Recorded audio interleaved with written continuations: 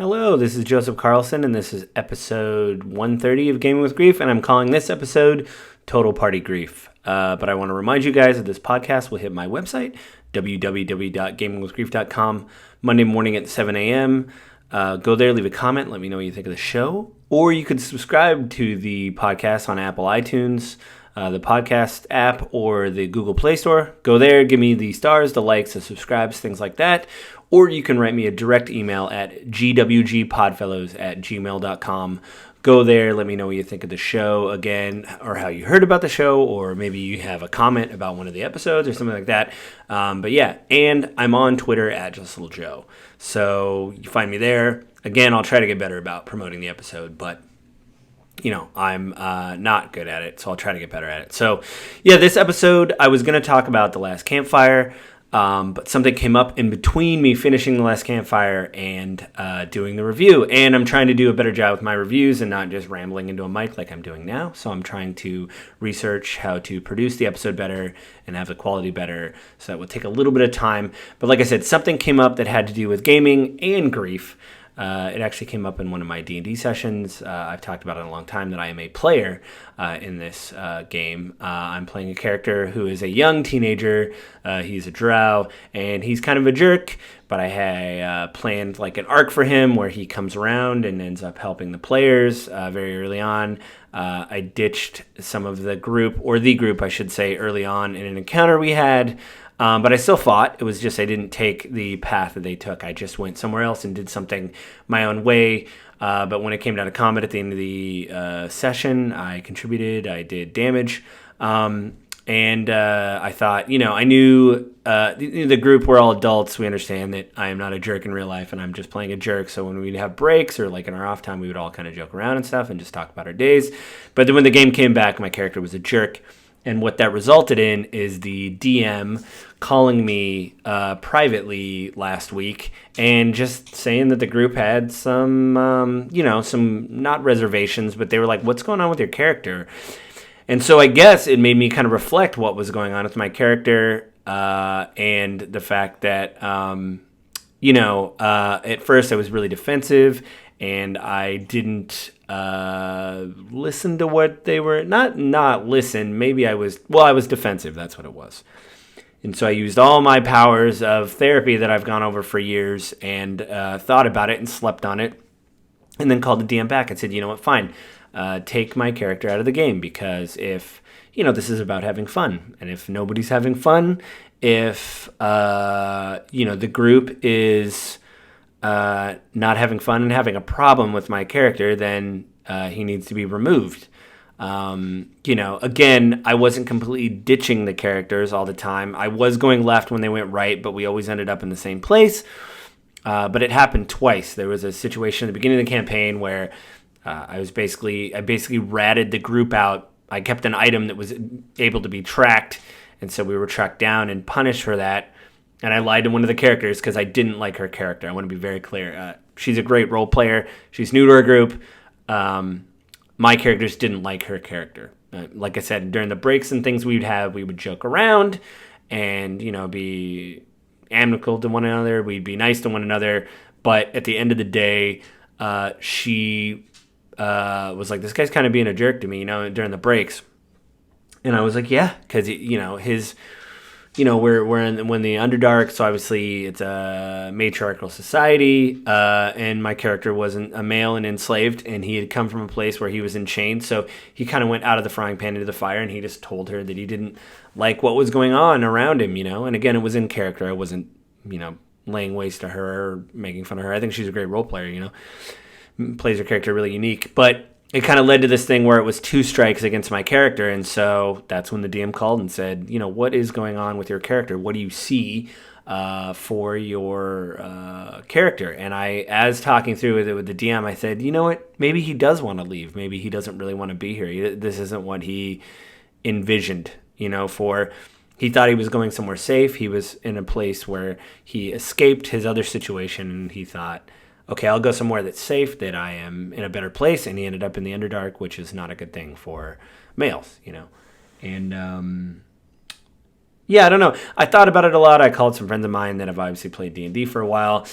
We kind of went back and forth on it. And yeah, so I mean, this episode does have to do with gaming and grief, like I said, because you don't want to cause your other players or the players in general, grief. You don't want, again, it's about having fun, right? We all sit down at the table to have a good time. And if people aren't having a good time, then you need to change,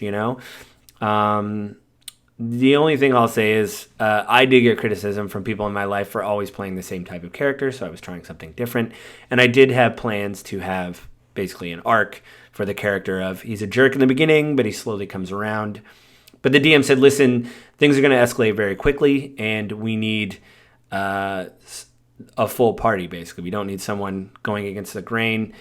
People will have to coalesce around an idea, and we can't really have people kind of going off on their own. And we've had problems like this before, which may be somewhat ironic because I didn't like it then.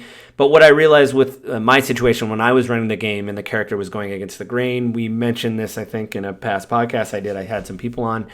I think it was the idea that I never connected with that character. And I really come to believe, and I've said this several times in the podcast, but I'll just repeat myself, I really like individual sessions with people because I think it helps you get all the attention onto a character. You really get to focus on their feelings, their hopes, their dreams, their inspiration, and not only their inspiration for how they got to where they are, but you can reinvigorate their continuing motivation for going through the story. Everybody has a starting off point, maybe inciting incident, if you will, for, hey, orcs. Again, I love a cliched backstory, which I've talked about several times, but you can say something like, these orcs burned down the village, my home village, and killed my family, which is very cliched, but again, I love it. So you could say, I'm going to go after this tribe of orcs. Well, what happens several sessions in when you actually enact revenge and you kill those orcs? How do you move forward with motivation? Why is your character, your character might have aligned with the party because they said, hey, we are also going after these orcs. They have been wreaking havoc throughout all these towns and burning things down. I'm just using this as an example, But so you say, yes, the stars align. Our motivation is, it has aligned. We have the same goals. But what happens when all of you kill the goblins or the orcs or whatever? And then what do you do then? You have to reevaluate why you're doing what you're doing. You have to maybe discover a longer whatever. And I think the solo sessions, if you've read character sheets and really dived into their motivation, you can go back and say, here's something new that will pull you forward. And tying it to someone's backstory or their character, I think is more important than giving someone a plot point. Well, the town's in trouble. You got to kill this dragon. Okay. But I understand I'm an adventurer, but I think it would mean a lot more to be like, hey, this dragon has done something to you personally, or maybe there's a reason. Maybe someone approached you and said, hey, I want you to kill this dragon, but there's something I want when you kill the dragon. I want this piece of information or something like that. So maybe you have to prolong combat to get that piece of information out of the dragon before you kill it. Or, maybe you're a plant. You can still play a lone wolf and make a successful game. Maybe you have to pretend to be nice to the dragon. I don't know. There's tons of things. But I really have done some self-reflection. I made another character that is more, I don't know, he's more personable to the group. He's more friendly. They have kind of the same goals right now. So they're doing that. And I think that is important, to just keep going and keep the campaign going. And also, in all fairness, the DM is a new father. So he's got a lot on his plate. And so I don't expect him to do everything that I'm saying right now. I mean, you have to devote so much time and attention to doing that. I expect him not to do it. But what I've tried to take it as a thing to look at it and decide to myself, what do I need to do to be better in light of this situation? Granted, I said before that this has happened where, we had a player that was totally going against the grain, and I constantly have to pull him out of something, and it didn't make sense what he was doing. I I think maybe I should have been more transparent with the DM in the beginning. Like maybe I should have taken him aside and said, or maybe the group, hey, I'm going to be a jerk, but he'll come around. This character will come around. Because then maybe they say, okay, this is rough now. But I mean, I guess to create that tension, you can't really. Maybe I should have just told the DM, hey, this is what I plan to do for right now. But in the next few sessions, I will be moving, he'll be moving away from his jerkdom and become a member of the group. So I'm hoping that's something I can take away from it. And then I was thinking that I read a lot online, too, about how to deal with difficult players. Again, I wasn't being difficult at the table. We were nice and friendly to one another. But, during breaks and things, we would talk and joke around and talk about our day. We would catch up with one another, which was really neat. But yeah, when it came to actually role-playing again, it felt like it was kind of this wait where a timer would start and they'd say, man, he's doing that again, which could be really, really annoying and frustrating. And so, I just had a heart-to-heart with the DM and said, take him out. So I did. I have a new character now. And again, I tried to use this as a learning experience to try to decide to come to my own conclusion and say, what do I need to do to make this better? And I've already talked about it before. The one-on-one sessions I really enjoy. But even in my Theros campaign, I realized I only did that once or twice. So maybe what it is literally checking in every few levels off board with the players to say, are you happy with how things are going? Do you feel your character's motivation is being served? And what is your character's motivation? How can we reassess that? And then how do I move forward with that? And then 2, to have more one-on-one solo sessions with those players to, again, reinforce that, to drive it into the narrative. Because I think whenever you plan a campaign, no matter how much you read about your characters and what they feel or think or something like that, through them role-playing, all their motivations may change. Your story can change. We've obviously seen that through the beginning of time when you would, make a campaign and you'd say, this is what I want to do. I want to do X, Y, and Z. And then the players are like, we want to do A, B, and C. So then you have to kind of reset and whatever. And I think it's basically probably, for me, maybe sending out an email or just talking to someone on a Zoom call, because some of the people we play with are on the East Coast. So I think maybe there needs to be more, not so much this distracting. You don't want to be, annoyed, or, you don't want to be annoying to your players. You definitely want feedback. But I'm planning a bigger campaign that I'm trying to incorporate Tailspire, which I've talked about before. I think it's a great tool.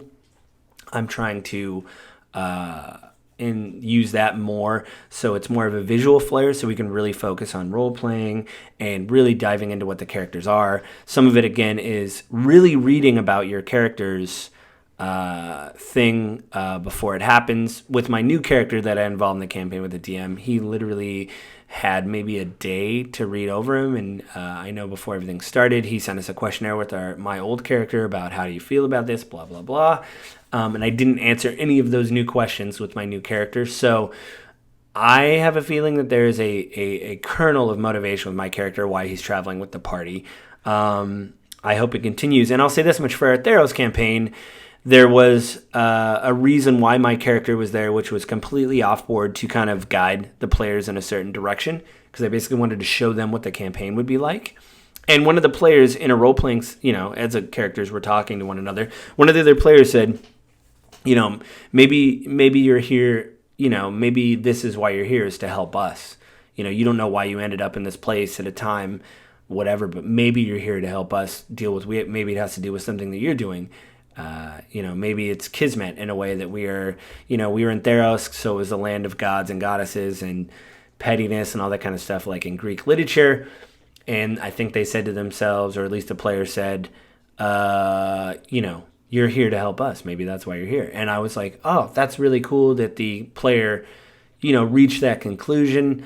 I was just thinking my character was more of like this sagely person pointing people in the right direction. But it was really neat to see him speak like that and be like, no, this is why you're here. And it changed the way I played, the character and the information that they would show. So I thought that was really neat. I thought it was a neat way to kind of go about everything.